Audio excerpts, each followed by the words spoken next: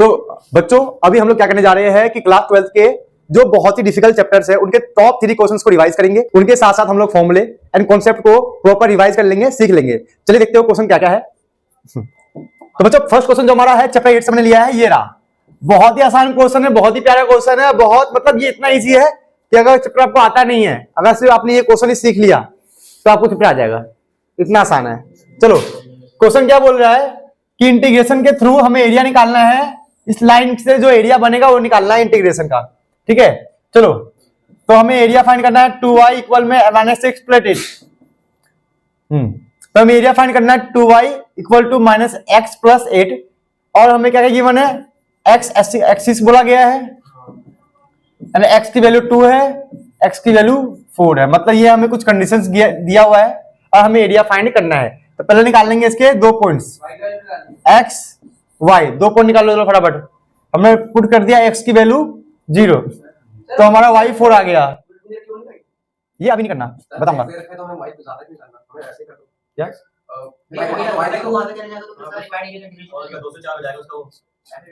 बड़े ग्राफ भी तो बनाओ उसके लिए। चलो y की वैल्यू 0 डालो, तो y x हमारा आएगा y 0 डालने पे हमारा हो गया 8 है, ठीक है। चलो बनाते हैं ग्राफ, चलो बनाओ। ग्राफ बनाने पे 0 पे 4, 0 पे 4, 8 पर ये 0 पे 4, 8 पर 0,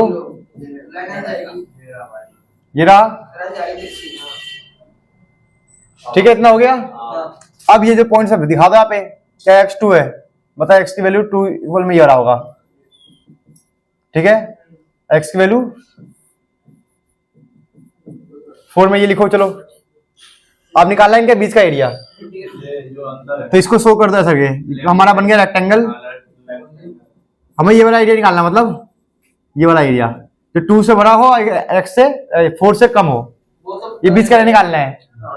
तो हमारा देखो रेक्टेंगल बन गया, ये हमारा y हो गया, ये dx हो गया, लेंथ इनटू ब्रेथ, ठीक है, समझे। चलो इससे फटाफट निकालो, चलो सॉल्व कर लो, लगाओ इंटीग्रेशन का फॉर्मूला, लिखो रिक्वायर्ड एरिया इंटीग्रल 2 से लेकर 4 तक, y dx length into breadth, y का मतलब l, इसका मतलब b, ठीक है। देखो सिंपल है कि जो भी यहाँ होगा रेक्टेंगल होगा, रेक्टेंगल का एरिया l इंटू बी होता है, ये l है ये b है, ठीक है। 2 से 4 आ गया, अंगत समझ में आ गया। अब y की वैल्यू पुट करो यहाँ से निकाल कर, y की वैल्यू क्या आएगा -2। चलो और जो 2 कांस्टेंट है उसको बाहर लिख लो, बहुत आसान चीज है ये सब, dx। अब इसका इंटीग्रेशन करके फटाफट वैल्यू पुट कर दो, जल्दी जल्दी। इसे पता ये हमने y के फॉर्म में क्यों किया है, क्योंकि यहाँ पे क्या है dx, मतलब ये x के फॉर्म में है, तो इसको भी जो y है ना, इसको भी x के फॉर्म में करना पड़ेगा। मतलब इंटीग्रेशन में यहाँ पर हमेशा होने से सिंगल वेरिएबल, क्या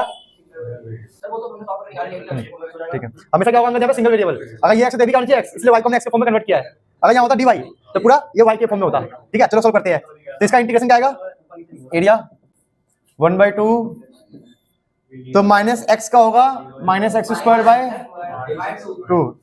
प्लस 8x का होगा क्या, 8x 2 से 4, बेटा देखो 0 कब होगा, जब होगा डिफरेंशिएशन होगा, तब 0 होगा। चलो लिमिट पुट करो जल्दी जल्दी, बेटा पहले अपर लिमिट, चलो a इक्वल में पहले अपर लिमिट पहले क्या पुट करेंगे 4। आज इसमें कुछ सिखाऊंगा, ध्यान रखना, तुम लोग गलती करोगे मुझे पता है। अपर लिमिट माइनस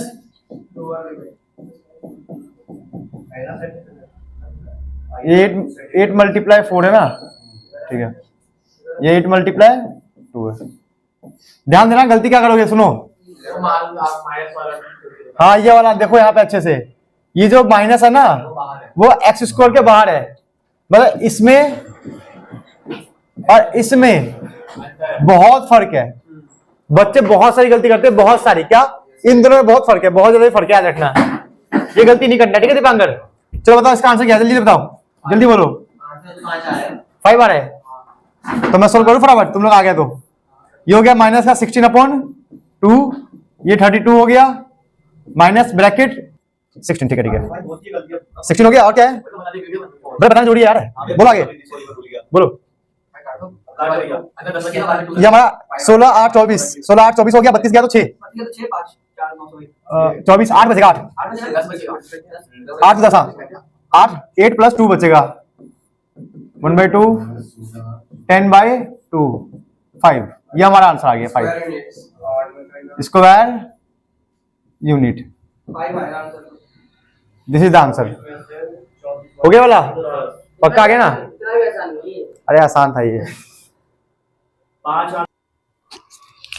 तो बच्चों जो हमारा नेक्स्ट क्वेश्चन है, ये क्वेश्चन नंबर जो 5 है, यहाँ पे दिख रहा है, using integration find the area of the region bounded by y equal to mx, y equal to mx, x equal to 1 and x equal to 2 and x axis. मतलब दो कुछ कंडीशन गिवन है, हमें लाइन का equation given है। अभी से एक लास्ट क्वेश्चन में हमने सेम यही क्वेश्चन किया था, बस वहां पे कुछ इक्वेशन में गिवन था, बट यहाँ पे क्या है, y इक्वल टू mx। तो ऐसा क्वेश्चन देख के घबराना नहीं कि भाई डिफिकल्ट होगा या क्या होगा क्या नहीं होगा, बहुत आसान होते हैं। देखो कैसे करते हैं इसे। तो हमारा क्या है, y इक्वल टू mx है, तो यहां से फिर से आप 2 पॉइंट निकाल लो, फिर से वही स्टेप, x y लिखकर 2 पॉइंट निकाल लो। जैसे कि x हो गया 0 तो y भी आ गया 0, हमारा अब x हो गया 1 तो y हो गया m। ठीक है, समझ में आ गया? अब बनाते ग्राफ यहां से, तो बहुत आसान है। ग्राफ में क्या हो रहा है, x है, ये y है, हमें पता है 0 0 का मतलब ये रहा पॉइंट, तो जो भी लाइन होगा यहां से पास होगा, सिंपल। ठीक है, मैंने क्या बोला, जो भी लाइन होगा 0 0 से पास होगा, तो ग्राफ बन चुका है हमारा। मतलब कोई m का वैल्यू होगा वो आएगा, हाँ ये m के फॉर्म में आएगा ना, इसीलिए। ठीक है, तो सिंपल है हमारा ग्राफ ये बन जाएगा, ये x y है पूरा ग्राफ। अब हमें क्या गिवन है, x इक्वल टू 1, एक लाइन यहां ले लो x इक्वल टू 1 का, और x इक्वल टू 2 एक लाइन ले लो x इक्वल टू 2। ठीक है, अब बस इनके बीच का फाइंड करना है एरिया, बहुत आसान है। अभी तो क्वेश्चन किया था हमने, चलो फटाफट करो इसको।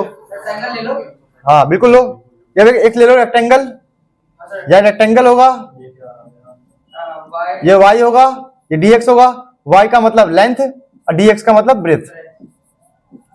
चलो इसे फटाफट लगाओ फॉर्मूला एरिया का, जल्दी जल्दी। एरिया ऑफ रिक्वायर्ड एरिया हमारा क्या होगा, देखो y dx, कहां से कहां लिमिट लेंगे, 1 से लेकर 2 की, ये हम लोअर लिमिट, ये हमारा अपर लिमिट है 1 से 2, आसान है। तो हमारा y का वैल्यू क्या है, mx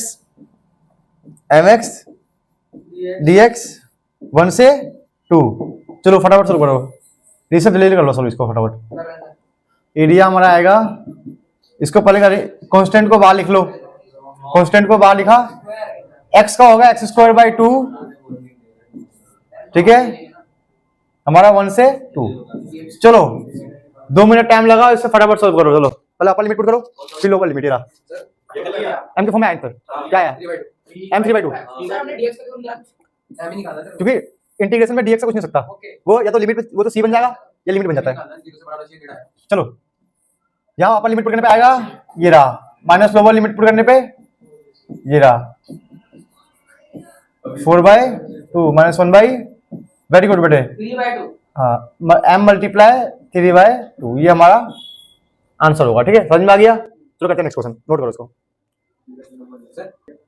तो बच्चों अब हमारा नेक्स्ट क्वेश्चन है चैप्टर 9 का, मतलब ये 3 क्वेश्चन जो है 15 16 17, मतलब ये 3 क्वेश्चन ऐसे है, अगर ये 3 क्वेश्चन आप लोग सीख जाते हो ना, तो चैप्टर 9 का पूरा रिवीजन होगा, पूरा का पूरा अच्छे से, और सारे फॉर्मूले के साथ, सारे के सारे कॉन्सेप्ट के साथ। चैप्टर 9 में से 3 ही फॉर्मूले हैं, 3 ही कॉन्सेप्ट है, वो तीनों में अभी रिवाइज करवाने वाला हूं, और आपके एग्जाम में इन तीनों में से एक क्वेश्चन आपके पक्के आएंगे, बस थोड़ा चेंज होगा, यहाँ पे कुछ ना कुछ एक्स वाई की वैल्यू गिवन होगा, यहाँ गिवन नहीं है, बट वहां पे लिखा होगा फाइंड द पर्टिकुलर सॉल्यूशन, और एक्स वाई की वैल्यू गिवन होगा, लेकिन क्वेश्चन बिल्कुल ऐसे आएंगे, बिल्कुल सेम। तो आप लोग इसको अच्छे से नोट करना, समझना, तभी हो पाएगा। ठीक है, चलो देखते हैं क्या question. Solve the following homogeneous differential equation, मतलब साफ साफ इसने बोल दिया है कि कौन से मेथड से सॉल्व करना है। ठीक है, तो चलो पहले होमोजेनियस ट्राई करते हैं। x dy upon dx equal to x plus Y, बेटे हम बताऊंगा ना करते करते सब। तो पहले बच्चों क्या करेंगे, dy बाय dx निकाल लेंगे। देखो क्वेश्चन कोई भी हो, आपको dy बाई डी एक्स निकालना आना चाहिए, इसे बोलते हैं डिफरेंशियल इक्वेशन। ये हमारे क्या जाएगा x upon x y upon x, ठीक है। देखो ये हो गया ना, ये जाएगा इधर डिवाइड में, तो इसके साथ भी डिवाइड में होगा और ये इसके साथ भी डिवाइड में होगा, तो हमारे पास ये आ गया 1 प्लस वाई अपन एक्स। इसे आप लोग नोट करो, फटाफट नोट करो। चलो तो अब होमोजेनियस प्रूफ करने का पहला स्टेप क्या है कि इसको लिख लो, इसको मान लो कि फंक्शन है ये, और फंक्शन को लिखो लैम्डा एक्स और लैम्डा वाई, मतलब जहां जहां एक्स से लिखना है लैम्डा एक्स, जहां जहां वाई है लैम्डा वाई। ये होमोजेनियस प्रूफ करने का सबसे इजी मेथड है। अब ये ऑटोमेटिक, जब आप lambda X lambda Y put करोगे तो ऑटोमेटिक ही दोनों कट जाएंगे, लैम्डा खत्म ही हो जाएगा, तो हमारा वापिस क्या बन गया 1 प्लस वाई अपॉन एक्स। तो हम ये बोल सकते हैं कि lambda X lambda Y put करने के बाद हमारे फंक्शन में कोई चेंज नहीं आया, तो ये प्रूफ हो गया होमोजेनियस है, यही प्रूफ करना होता है। तो बोल देंगे lambda X and lambda Y put करने के बाद वो फंक्शन बिल्कुल सेम के सेम इसकी तरह बन गया, मतलब वो जो स्टार्टिंग में फंक्शन हमने लिया था ये बिल्कुल सेम आ गया, तो प्रूफ हो गया कि ये होमोजेनियस है डिग्री का 0 डिग्री का। लिखेंगे hence it is homogeneous differential equation. आप लोग लिखना पूरा इसको, it is homogeneous differential equation, मैंने लिख दिया यहाँ पे ऑफ डिग्री 0, ये लाइन लिख देना। यहां से आपका होमोजेनियस प्रूफ हो चुका है। अब इसको हम सॉल्व करेंगे। को सॉल्व करने के 2 स्टेप होते हैं। पहला स्टेप क्या था, आपको होमोजेनियस प्रूफ करना था, और दूसरा स्टेप क्या है, आपको यह बताना है कि होमोजेनियस प्रूफ कैसे होगा, ठीक है। तो हम सेकंड स्टेप इसका स्टार्ट करते हैं। क्या सेकंड स्टेप, हम लेंगे y इक्वल टू vx। क्या लेंगे, चलो फटाफट करते हैं। तो y इक्वल टू लेंगे vx, y equal to vx लेने के बाद इसे किससे करेंगे, डिफरेंशिएट। क्या करेंगे, तो ये होता है u, ये तो v, इसे बोलते हैं प्रोडक्ट रूल, डिफरेंशिएशन का प्रोडक्ट रूल, ये आपको याद रखना है, ठीक है। हाँ, तो y का होता है dy बाई dx, सेकेंड वाला सेम होता है x सेम, v का डिफरेंशिएशन dv अपॉन dx, अब फिर x, फर्स्ट वाला सेम मतलब v सेम, x का 1, ठीक है। चलो अब इसको जो vx बगल ले आएंगे, हमेशा v को इस बगल ले आना है, हाँ, अब जो बच गया इसको ऐसे ही छोड़ दो, इसको हमेशा ऐसे छोड़ देना है। चलो अब करते हैं इसको सॉल्व। अब यहाँ पे सारी वैल्यू पुट करना है। डी ओवर dx की वैल्यू क्या आया था हमारे पास, 1 प्लस वाई अपॉन एक्स, ये हमारा इसका वैल्यू था, माइनस का v ऐसी रहेगा, ये भी ऐसी रहेगा, x dv अपॉन dx ये भी ऐसी रहेगा, ठीक है। अब इससे कोई डाउट यहाँ तक पूछ लो। अब यहाँ पे y की वैल्यू पुट करो, अब बोलो y की वैल्यू क्या था, vx माइनस का v x dv upon dx। अब यहां से सिंपल है, x कट जाएगा, हमारे v वाले टर्म्स बचेंगे और x वाले टर्म्स बचेंगे, जो बचेगा तो हमारे x गया, ये बचा 1 माइनस v, इधर बच गया, ये v से v भी कट जाएगा, तो हमारे पास ऐसे 1 बचेगा ना, तो वो x गया, ये प्लस v इस माइनस v से कट जाएगा, ठीक है। अभिषेक यहां बचेगा 1 इक्वल में x dv बाय dx। मतलब देखो सिंपल है जो क्वेश्चन है ना, लेकिन इजी सिर्फ यही है, इसी से आप होमोजेनियस को समझ सकते हो क्या मतलब है क्या नहीं है। अब यहां से x वालों को अलग कर लेंगे, v वालों को अलग, तो इन दोनों को हमेशा साइड करना है, इन दोनों को हमेशा ही साइड कर लेंगे इस बगल लाकर, तो ये हो जाएगा जो डिवाइड का है जाके यहां जाकर मल्टीप्लाई में, और जो मल्टीप्लाई का है डिवाइड में, तो डी बच गया। अब लिखेंगे इंटीग्रेशन बोथ साइड, चलो लिखो इंटीग्रेशन बोथ साइड, तो dx अपॉन x इक्वल में dv। बहुत आसान हो गई। अब बस यहां से हमारा आंसर आ जाएगा। तो dx अपॉन x का होता है, x का होता है log x, और dv का जाएगा v प्लस, हाँ log x होता है, ठीक है। अब यहाँ वैल्यू पुट कर दो, log x इक्वल में v का वैल्यू क्या आएगा, y इक्वल टू vx था, ठीक है। तो v हमारा हो गया y अपॉन x, तो y upon x plus c। तो बच्चों हमारा v की वैल्यू को हम यहां पर पुट कर चुके हैं, ठीक है बेटा, बात नहीं, v की वैल्यू को हमने यहां पुट कर दिया। इसको और सिंपलीफाई करेंगे तो क्या क्या देखते हैं, नीचे 1 ले लेंगे, ये log लेने के बाद यहाँ पे क्रॉस मल्टीप्लाई y प्लस सी एक्स अपॉन एक्स, इससे multiply x log x equal में y प्लस सी एक्स। ये रहा, ये हमारा हो गया जनरल सोल्यूशन। ठीक है, याद रखना एग्जाम में आपसे पूछेंगे कि डिफरेंशियल इक्वेशन को सॉल्व करो टू जनरल इक्वेशन के लिए, जनरल सोल्यूशन के लिए, तो आपको यहां तक करना है। हाँ, वहां लिखा होगा कि फाइंड द जनरल सोल्यूशन, यहां लिखा तो है सॉल्व करना है इस डिफरेंशियल इक्वेशन को। इसका मतलब यह है कि जनरल सोल्यूशन फाइंड करना है। ऐसा कुछ पुट करना हो तो समझ लेना कि आपको निकालना है पर्टिकुलर सोल्यूशन। ठीक है, चलो तो बच्चों अभी हमने क्या सीखा कि जनरल सोल्यूशन को फाइंड कैसे करेंगे होमोजेनियस के थ्रू। लेकिन अब हम देखते हैं कि हमें पर्टिकुलर सोल्यूशन कैसे निकालना है। जैसे कि यहां पे लिखा हुआ है हमें एक्स वाई की वैल्यू गिवन है। जैसे एक्स की वैल्यू कितना है, एक्स की वैल्यू 1 है और वाई की वैल्यू 2 है। अच्छा, एक्स की वैल्यू 1 है, वाई की वैल्यू 0 है। अब इस एक्स वाई की वैल्यू को हमें यहां पुट करना है जनरल सोल्यूशन में ताकि सी निकल जाए। और सी निकलता ही सी को यहां पुट करेंगे तो वहां निकल जाएगा पर्टिकुलर सोल्यूशन। चलो आप लोग करो इसको। यहां पे एक्स 1 हो गया, ये 1 मल्टीप्लाई लॉग इक्वल में वाई 0 प्लस C1। देखो log 1 का मतलब 0 याद रखना है। log 1 का मतलब 0 प्लस 0 इक्वल C, तो C आ गया हमारा 0।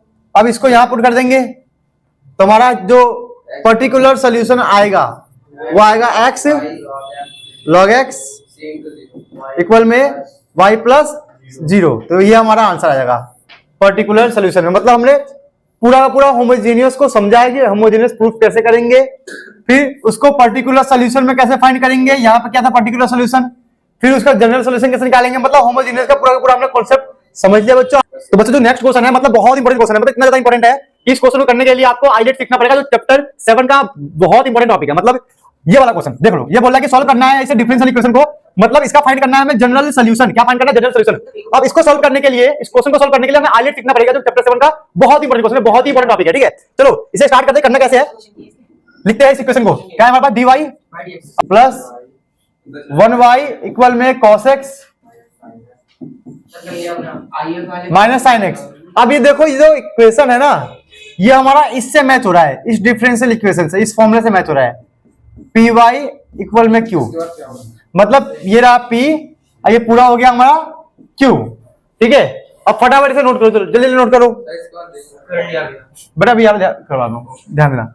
चलो तो p हमारा हो गया 1 और q हमारा हो गया cos x माइनस का sin x। ठीक है, तो cos x माइनस का sin x आ चुका है। अब निकालेंगे इंटीग्रेटेड फैक्टर e की पावर p dx।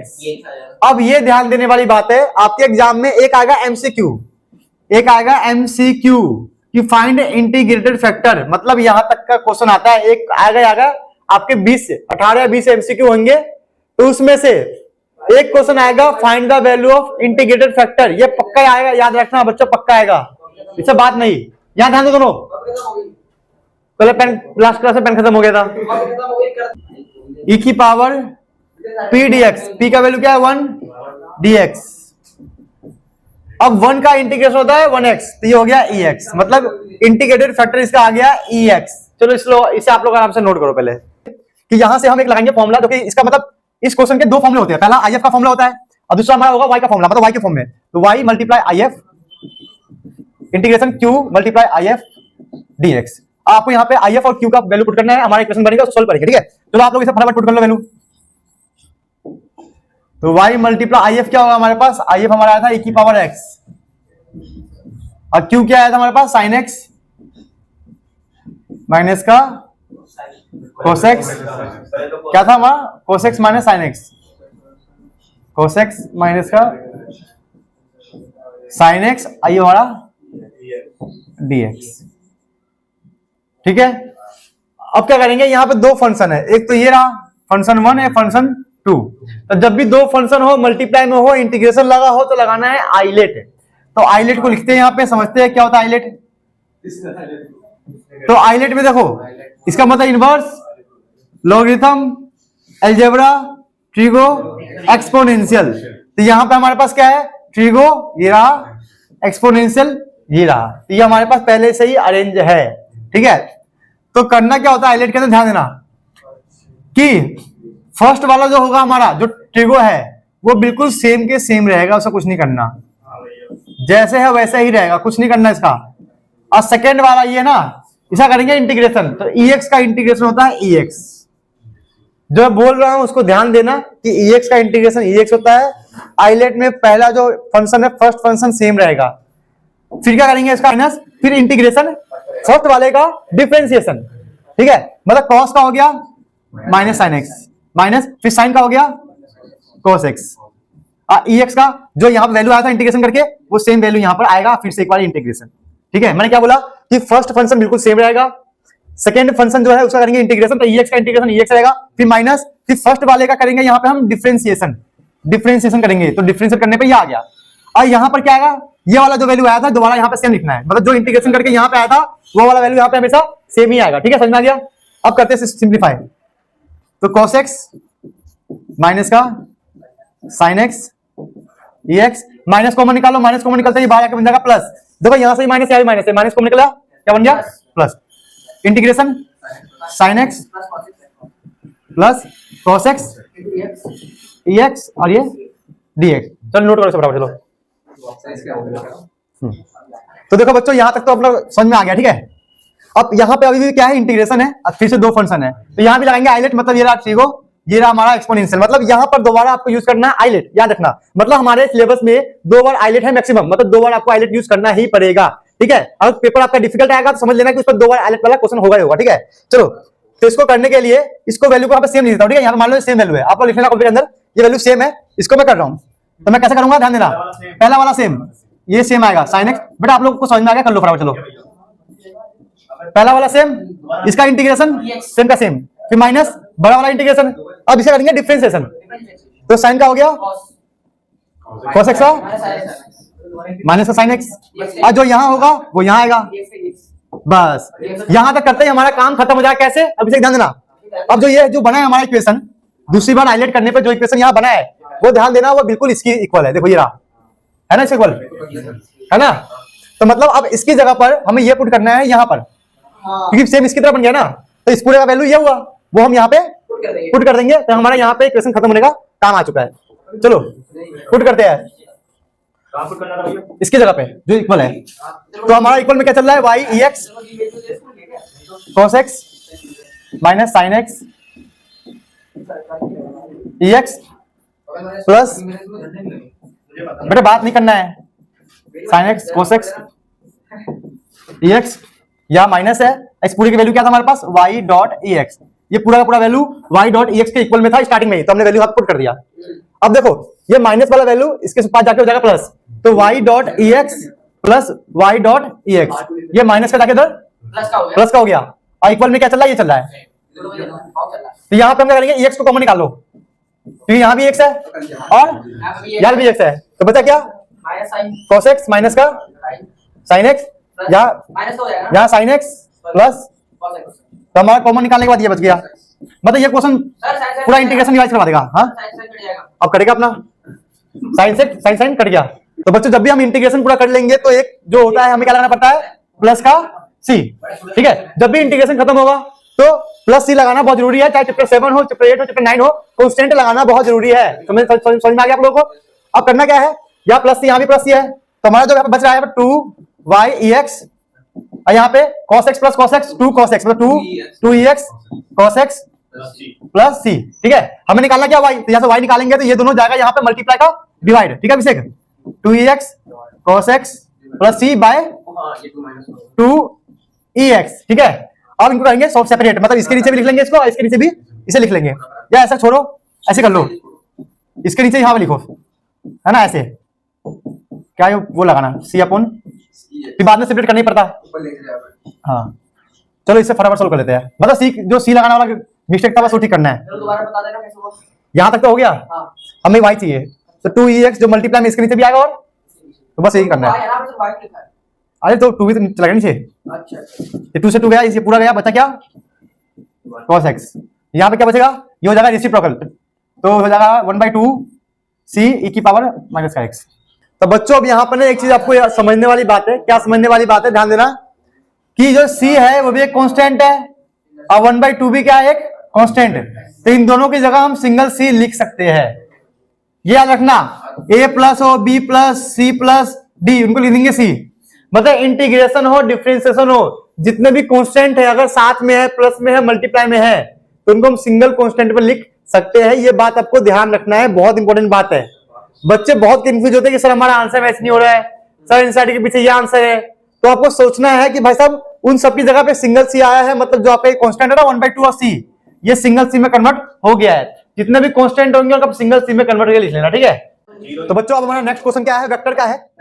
हम करेंगे 4 क्वेश्चन, 12, 13, 14, 15। मैं 100% श्योर हूं कि बेटे इन चारों में से एक या 2 क्वेश्चन आपके एग्जाम में आएंगे। तो डिजिट चेंज होगा, डिजिट चेंज होगा, मैं मानता हूं, लेकिन कॉन्सेप्ट यही रहेगा, क्वेश्चन का तरीका भी यही रहेगा, डिजिट चेंज होगा। इन चारों में से एक क्वेश्चन आपके एग्जाम में आएंगे। तो इस लॉजिक को अच्छे से समझना है जो बताऊंगा। आप करते करते क्वेश्चन को करते करते आप फॉर्मूले को भी कॉपी में नोट करना, तभी मैथमेटिक्स हो पाएगा। अगर आपने देख के लिख लिया तो ऐसे कभी मैथ नहीं होगा, ठीक है। तो ध्यान दो।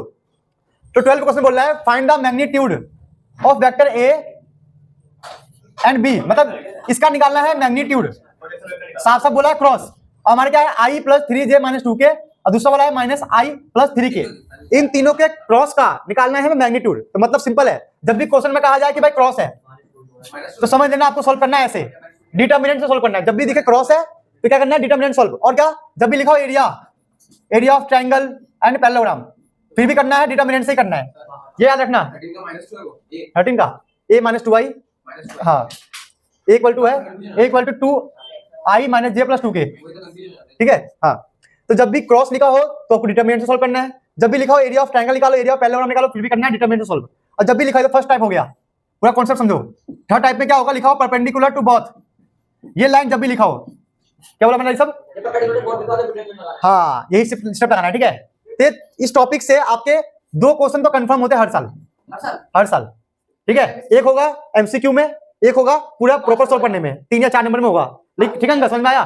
तो पहला होगा जब साफ साफ लिखा हो क्रॉस है तो निकालना डिटरमिनेंट, फिर लिखा हो area of triangle, area of parallelogram, फिर लगाना डिटरमिनेंट, फिर लिखा हो परपेंडिकुलर टू बोथ, फिर लगाना है डिटरमिनेंट। तो इसमें हमारा पहला केस है, चलो सॉल्व करते हैं इसको कि क्या है क्या नहीं है। तो इसमें क्रॉस गिवन है तो हम लगा लेंगे डिटरमिनेंट। तो हम बोलेंगे ए का जो वैल्यू आएगा i j k, तो हमारे पास क्या है 1 3 - 2 -1 j 0 3। अब डिटरमिनेंट कैसे ओपन करना है मैं सिखाता हूं। i ब्रैकेट लगा देंगे और i वालों को ढक देंगे, मतलब i वाला गया, ठीक है। 3 3 जा 9, फिर माइनस हमेशा आएगा, ये तो 0 हो गया, ठीक है। सिमिलर j हमेशा माइनस होगा, याद रखना, i प्लस में होगा, j माइनस में होगा। फिर से लगा देंगे ब्रैकेट, अब j वाला ढक देंगे, इस j वाले को ढक देंगे, ठीक है। तो हमारे पास क्या बच गया देख लो, ये इससे मल्टीप्लाई और ये इससे, तो ये हो गया 3 -1 × -2 2, ठीक है। अब बात करेंगे k की, k वाले में ये गया और ये गया, तो हमारे पास ये और ये बच गया, और ये, तो इससे क्या 0 माइनस, ये माइनस का 3, क्योंकि -1 को 3 से मल्टीप्लाई करें -3 आएगा, ठीक है। अब सोल्व करते हैं, ये माइनस का i, तो हमारा हो गया i हो गया 9, ठीक है। माइनस का देखो 3 में से 2 गया तो 1, तो हो गया माइनस का 1j, माइनस माइनस प्लस, तो हो गया 3k। तो इस तरीके से हमारा ए वेक्टर बन चुका है। मतलब इसको क्रॉस करने के बाद जो हमारा ए वेक्टर बनेगा ये, क्वेश्चन में क्या कहा गया है, क्वेश्चन में कहा गया बच्चों कि निकालना है हमारा मैग्नीट्यूड। तो मैग्नीट्यूड का सिंपल मतलब है इसको रूट में कन्वर्ट कर लो, सिंपल सा फंडा, मतलब मॉड लगा दो। तो 9 का स्क्वायर प्लस -1 का स्क्वायर प्लस 3 का स्क्वायर, तो ये हमारा हो गया 81 + 1 + 9। तो इस पूरे को सॉल्व करने के बाद हमारा आ जाएगा 91। तो ये हमारा आ गया इसका मैग्नीट्यूड। तो जब मेरा 13 ये वाला क्वेश्चन बोल रहा है कि हमारे पास ए वेक्टर गिवन है, ए वेक्टर है हमारे पास 2i - j + 2k, B vector है 5i - 3j + k। तो हमें बताना है कि projection of vector A on B अभी बी ऑन ए, ठीक है। तो समझते हैं कि प्रोजेक्शन होता क्या है, ठीक है। हमारे पास कोई जैसे कि पेन देना है, ध्यान दो, ये 2 वेक्टर है, ठीक है, ठीक है बेटा, ये 2 वेक्टर है, ये वेक्टर का डायरेक्शन इधर है, इसने कहा भाई साहब मेरे साथ आ जाओ, तो दोनों का वेक्टर क्या हो गया, डायरेक्शन क्या हो गया, दोनों का सेम आ गया। मतलब एक वेक्टर के ऊपर दूसरे वेक्टर का जाना उसके डायरेक्शन में, लेकिन उसे बोलते हैं प्रोजेक्शन। क्या बोलते हैं, समझ में आ गया। हाँ, अब यहां बोल रहा है कि projection of vector A on B, मतलब ये बी है, इसके ऊपर ए आ गया। अब दोनों डायरेक्शन क्या हो गया, बिल्कुल सेम। अब नीचे क्या बोल रहा है, projection of vector B on A, ये नीचे आ गया, ये बी, समझे बेटे। अभिषेक फॉर्मूला क्या बनेगा इसका, ध्यान देना ध्यान देना। तो बोला projection of vector A on B, तो सिंपल है, दोनों साथ में आ गए था अभिषेक, याद है ना। तो क्या होगा, ए डॉट साथ में आ गए, और ऑन का मतलब किस पर बैठा है, यहाँ पे ए के ऊपर, सॉरी बी के ऊपर बैठा हुआ है, तो बी नीचे आएगा, उसका मैग्नीट्यूड। दोनों साथ में आ गए थे तो डॉट हो गया, क्या समझे, और बी के ऊपर बैठा, बी नीचे आ गया, क्लियर। चलो सॉल्व करते हैं इसको, ए डॉट बी, समझे, बी नीचे क्यों आया सब, क्योंकि बी के ऑन बी बोल रहा है इसीलिए। चलो ए डॉट बी करते हैं, तो ए डॉट बी का मतलब क्या है, इस 2 को मल्टीप्लाई करेंगे 5i से, तो 2 मल्टीप्लाई 5 10 हो गया, 2 मल्टीप्लाई 5 10, वैसे ही -1 जे मल्टीप्लाई -3 तो +3। बच्चों देखो अगर आप लोगों को दिख नहीं रहा होगा ना ये, तो मैं जो बोल रहा हूँ समझना क्या है, 2y को मल्टीप्लाई किया 5i से तो 10 हो गया, -1 जे को मल्टीप्लाई किया -3 जे से तो +3 हो गया, 2k को मल्टीप्लाई किया माइनस का 4k से, ठीक है। हाँ ये माइनस है ना, तो ये माइनस का 8, ठीक है बेटे। अब b का निकालो मैग्नीट्यूड, तो रूट b क्या है हमारे पास 5 स्क्वायर प्लस 3 का -3 का स्क्वायर, अब प्लस माइनस का 4 का। चलो तो बच्चों को सॉल्व करने पे हमारा आएगा 5, इसको सॉल्व करने पे हमारा आएगा, देखो 5 का स्क्वायर 25, ये हो गया 16, ये हो गया 9, ये हो गया हमारा 16। इसको सॉल्व करने पे आएगा √50, और इसको फिर और सॉल्व करेंगे, एलसीएम लेकर आएगा 5√2, जिससे ये कट जाएगा तो हमारा आएगा 1/√2, मतलब projection of A on B हमारा क्या आएगा 1/√2। सिमिलर निकालेंगे projection of B on A, तो बी डॉट ए ले लेंगे। अब बच्चों देखो ये ध्यान रखना, ए डॉट बी हमेशा सेम होगा बी डॉट ए के, हमेशा ही सेम होगा, और ये हमेशा सेम पता क्यों होगा, क्योंकि ए डॉट बी होगा फिर भी आई को आई से मल्टीप्लाई करेंगे, जे को जैसे करेंगे के को के से।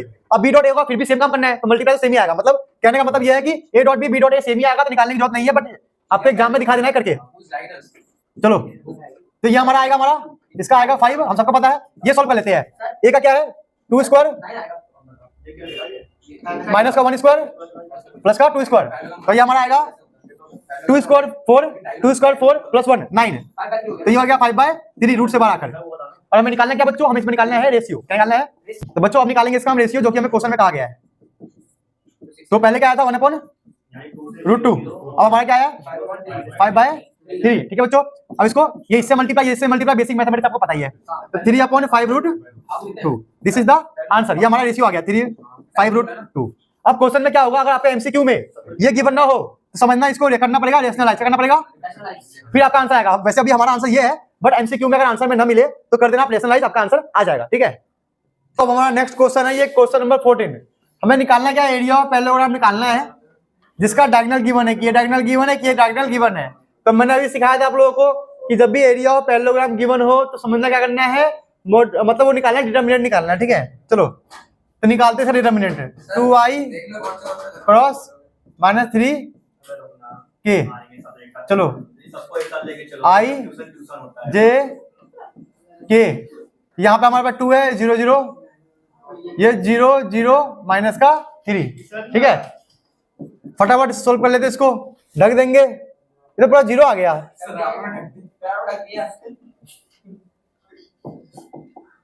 ठीक है। इसको सॉल्व करने के लिए आप लोगों को पता है कि भाई आई वाले को हटा देंगे, तो 0 माइनस का 0, अब जे वाला कर लेंगे, ठीक है, तो ये वाला जाएगा, तो ये हो गया माइनस का 6 माइनस का 0।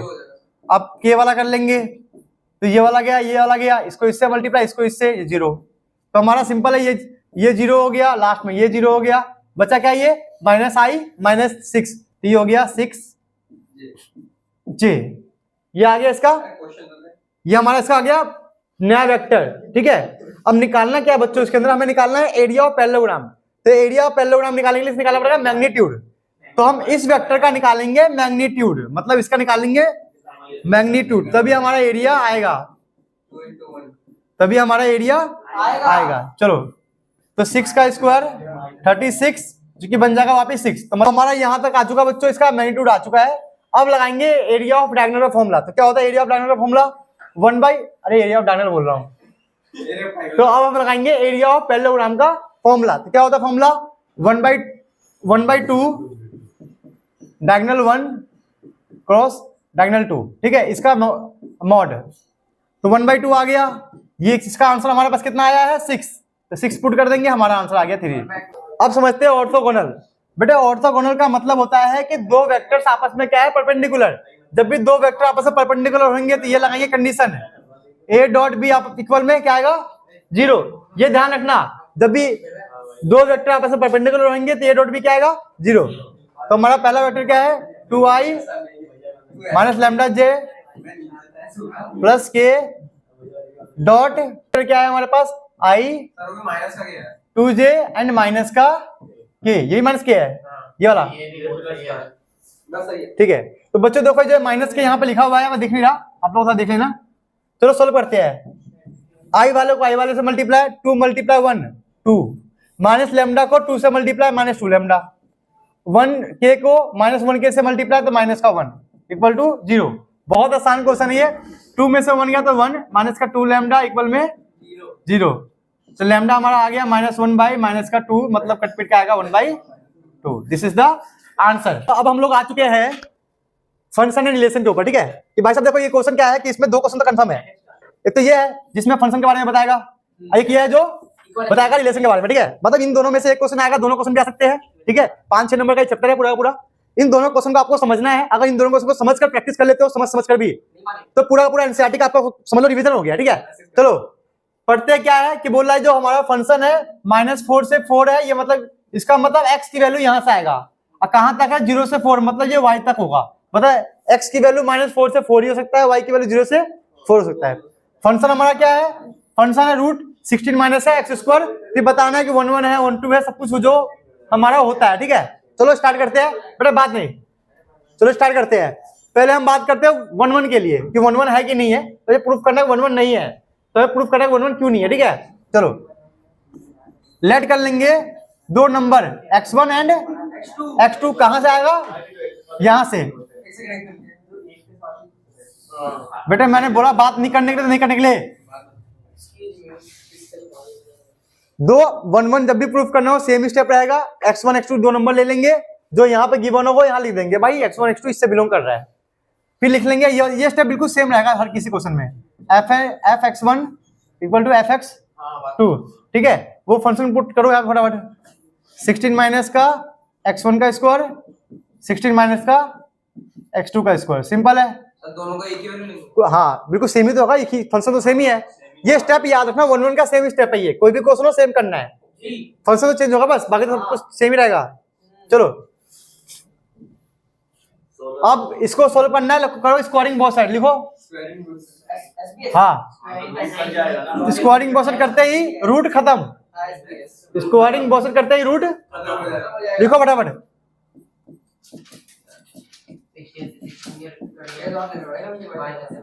16 गया, माइनस से माइनस कटा, बचा क्या x1 स्क्वायर माइनस का x2 स्क्वायर इक्वल में 0।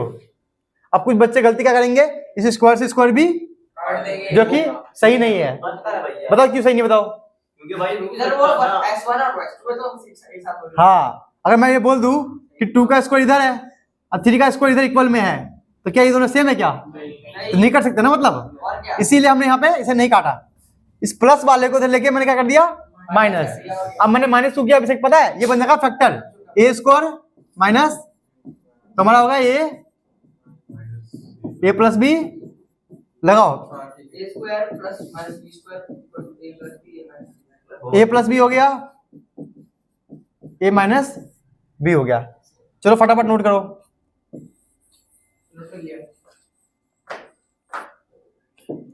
ठीक है, अब जो नॉर्मल करते हैं ना, क्या करते हैं, इसको भी इक्वल टू 0 रखो, इसको भी इक्वल टू 0।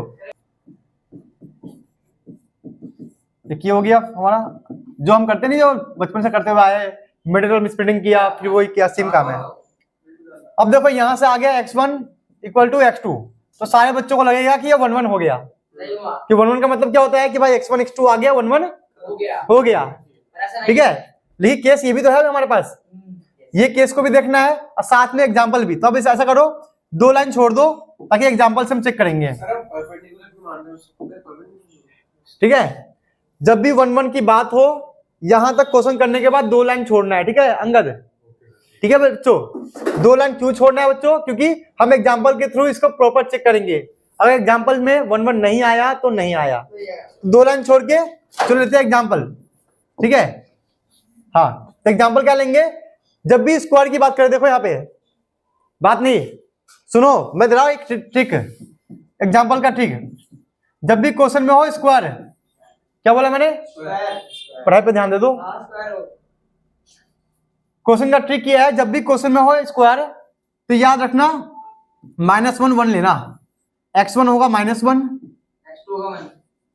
x2 होगा 1, हमेशा चाहे क्वेश्चन कोई भी हो, बस क्या होगा? स्क्वायर है। इससे हमारा दूध का दूध पानी का पानी हो जाएगा कि भाई 1 1 है या नहीं है, नहीं है। हाँ हाँ, देखो 2 लाइन छोड़ देंगे क्योंकि इसके हिसाब से 1 1 हो चुका है। अब बच्चे बोल देंगे हाँ 1 1 है, लेकिन ये केस भी हमारे पास है। तो 2 लाइन छोड़ के हमें क्या करना है? एग्जाम्पल लेना है। अब मैंने क्या बोला? जब भी स्क्वायर हो तो क्या लेंगे? -1 से 1। और जब -1 से 1 लिया, देखो इसमें है कि नहीं है, इसमें आ रहा है कि नहीं आ रहा बताओ? आ रहा है ना के बीच में? तो हमने जो एग्जाम्पल लिया बिल्कुल सही है। तो जो भी एग्जाम्पल लो चेक कर लेना।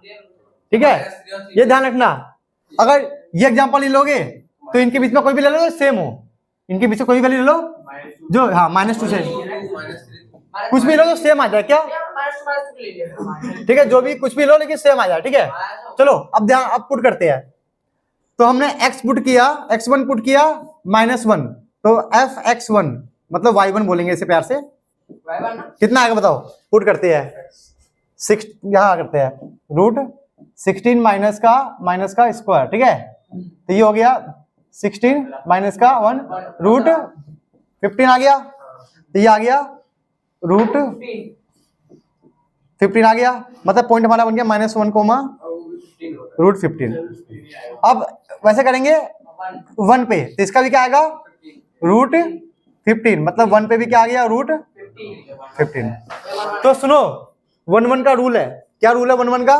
समझाता हूं पूरा अच्छे से, क्या गेम है 1 1 का, ध्यान देना। 1 1 का पूरा मतलब समझा रहा हूं। 1 1 का रूल है, 3 रूल है कि भाई अगर x1 not equal to x2 है तो y1 not equal to y2 होना चाहिए, तभी 1 1 होगा। एक और रूल है, x1 इक्वल टू x2 है तो y1 इक्वल टू y2 होना चाहिए।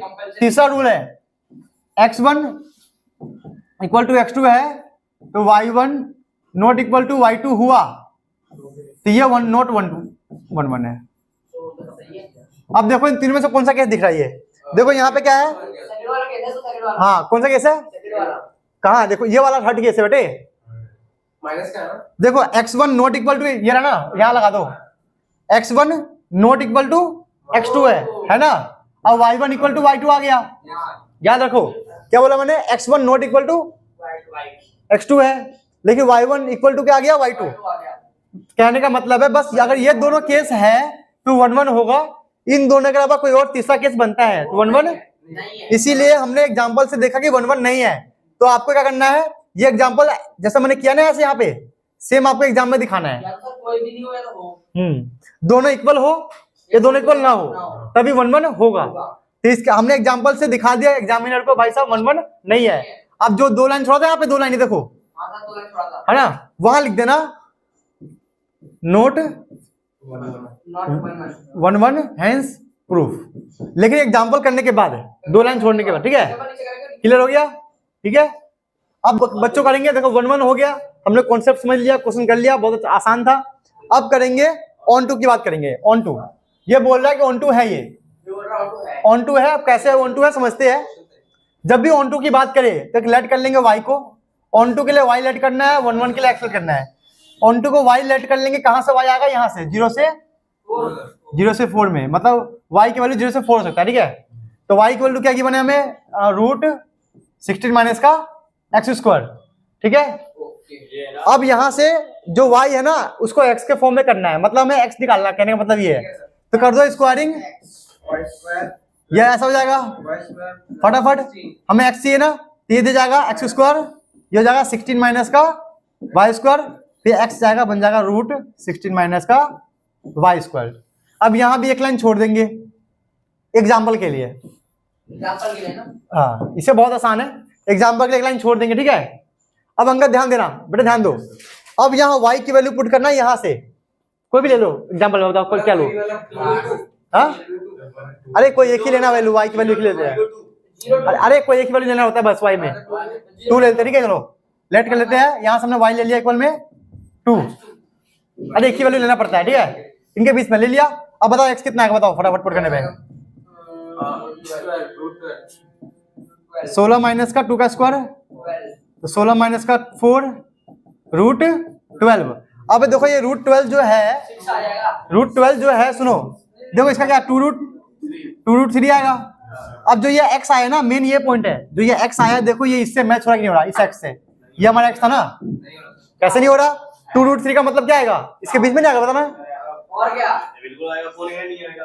अरे 2 रूट 3 इसके बीच में तो आएगा ना, -4 से लेकर 4 के बीच में। तो इसका मतलब हम लिख देंगे है ये इसके -4 से लेकर 4 के बीच में आ रहा है, मतलब ये ट्रू है।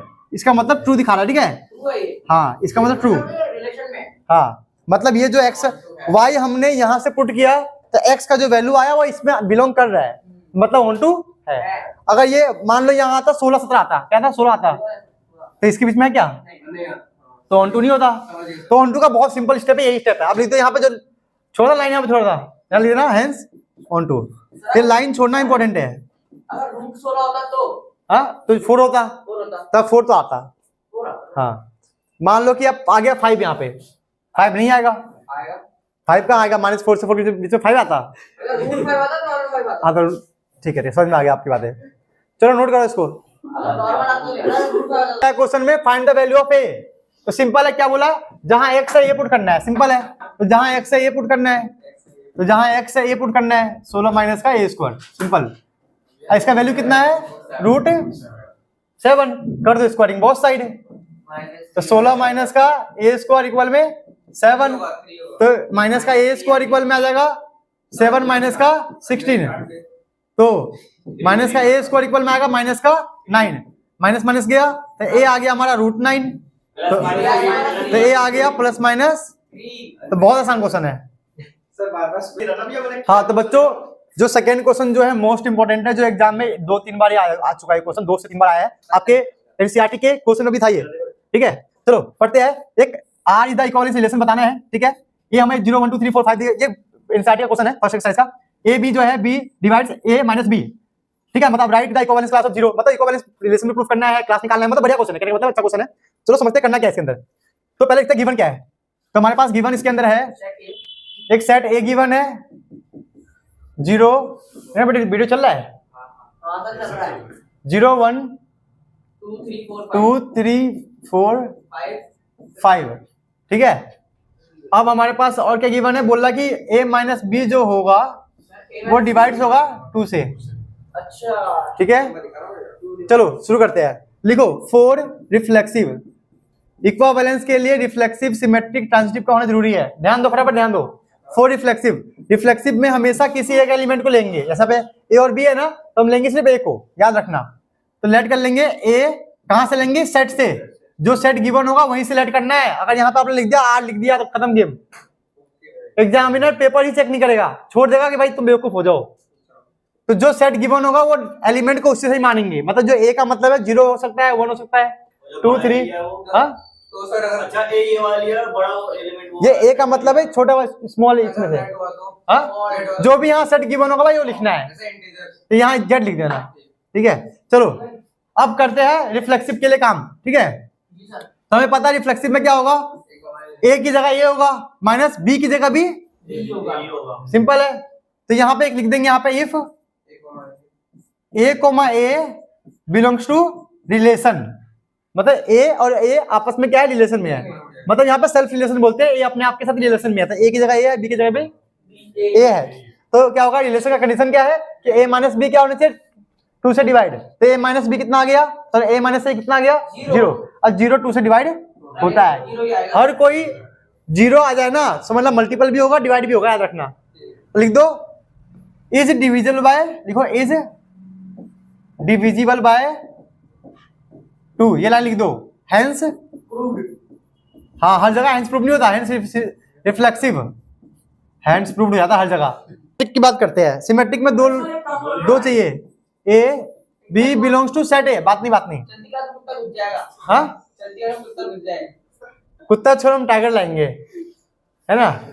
ए बी बिलोंग्स टू ए, ठीक है। चलो इफ, ध्यान देना, if A comma B belongs to relation, ध्यान देना, देन हमें पता है ए माइनस बी जो होगा डिवाइड होगा 2 से, लेकिन हमें चाहिए क्या, बी माइनस ए, तो इसको क्या करेंगे, यहां से माइनस कॉमन निकाल लेंगे, तो ये हो जाएगा B minus A divide by 2। तो बच्चों देखो यहाँ पे ना क्वेश्चन में मोड है, ये आपको यहाँ पे मोड लगा के चलना है, बिना मोड के ये क्वेश्चन नहीं हो सकता है, तो ध्यान देना, ठीक है। मोड होगा यहाँ पे, बस 100 से इतना इंप्रूव करना है आप लोगों को, ज्यादा नहीं करना है इंप्रूव, ठीक है।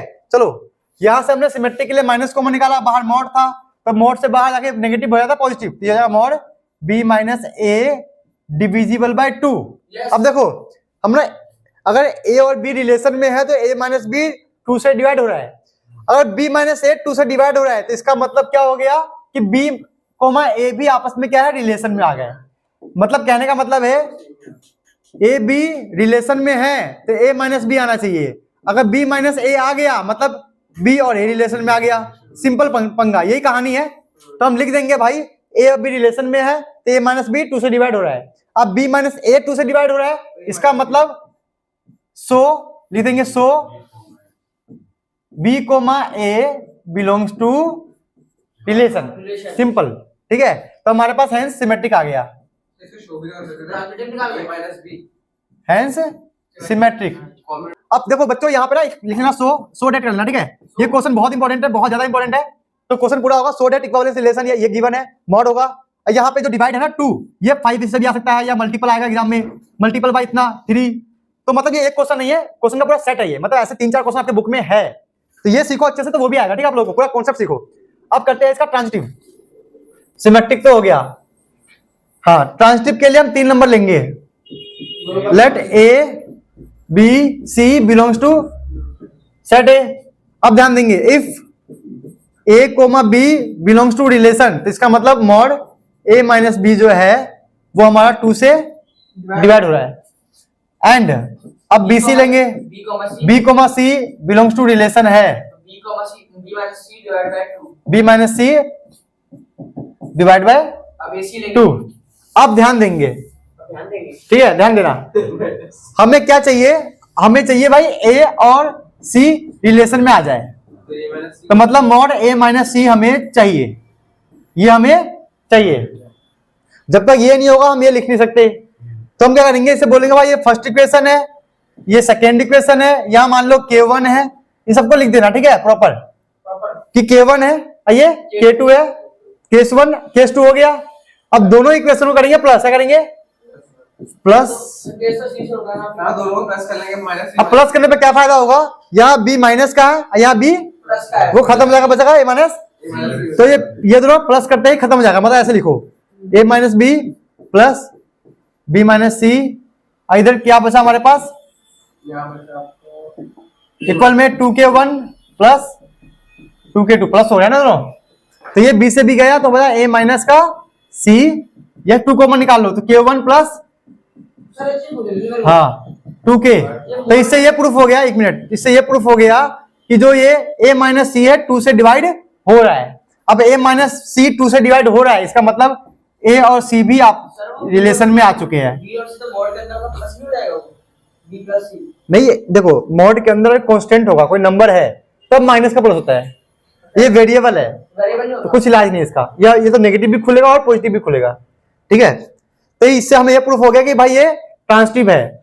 अब ट्रांजिटिव भी है, रिफ्लेक्सिव भी है, सिमेट्रिक भी है, इसका मतलब क्या प्रूफ हो गया ये, तो लिखो hence it is a equivalence relation, क्या हेंस, हेंस इक्विवेलेंस रिलेशन। लेकिन ये फर्स्ट पार्ट कंप्लीट हुआ है, सेकंड पार्ट बोल रहा है इक्विवेलेंस क्लास, ये बहुत इंपॉर्टेंट है, बच्चों को कोई बच्चा पढ़ता नहीं है, उनको समझ में आता नहीं है, मैं बताता हूं ठीक इसका मतलब क्या है। इक्विवेलेंस क्लास है, इक्विवेलेंस क्लास का मतलब है जो गिवन वाला होगा, गिवन जो वैल्यू होगा, कितना वैल्यू गिवन है 0, वो हमारा ए हो जाएगा, सिंपल,